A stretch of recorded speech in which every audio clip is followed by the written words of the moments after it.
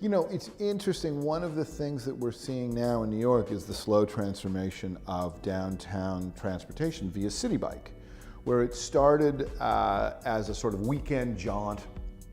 You know, it came out at the beginning of the summer. People would take it on bike rides on weekends. And you can see the numbers slowly climbing. We're getting to 50,000 ride days. So this is now a significant transportation system in downtown and in Western Brooklyn. But there was an enormous amount of pre-work done, not just on where should the bike lanes go, where should the city bike things go as a kind of a technical effort, but for citizen outreach. And in fact, the locations of the city bikes were partly aided by there just being a map. The city just said, just come in and put a pin where you think the city bike should be. And of course, they expected people to say, I want there to be one right by my house and one right by work.